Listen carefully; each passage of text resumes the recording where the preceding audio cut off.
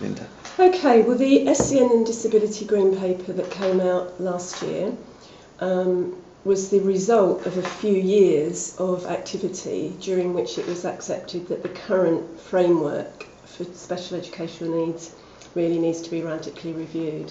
So, for example, in 2006, the Education Select Committee did a big review of the current framework, and they, in a nutshell, said it was past its sell-by date. There were lots and lots of problems with it.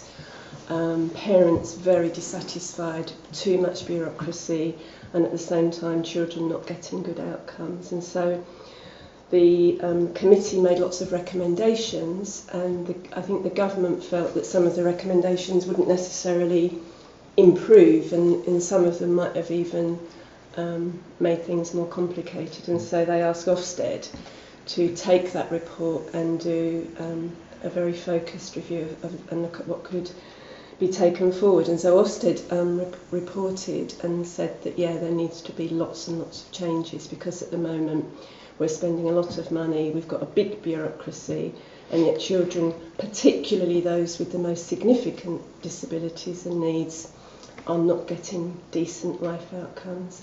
There were some other reports, there's the Lamb Review, the Burko Review, all really giving very similar messages, particularly around parent dissatisfaction and poor outcomes. And so that all resulted in the SEN Disability Green Paper, which is looking at quite radical changes to the system, which will result in better outcomes for children. So much more outcomes focused, much more emphasis on properly involving children and young people themselves and families.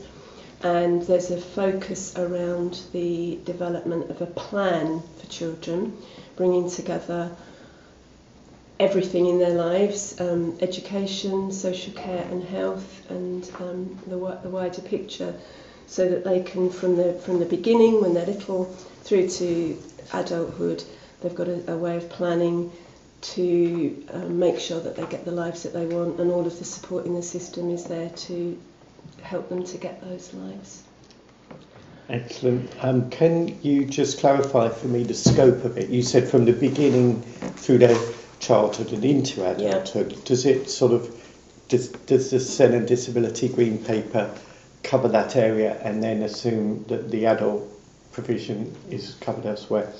Yeah, because it's basically a children's green paper. I see, yeah. It's really good that it goes up to 25, and it's 25 because there are all sorts of statutory responsibilities, both in terms of education, social care, that mean that young people need to be supported into adulthood. So it is called a 0 to 25 plan.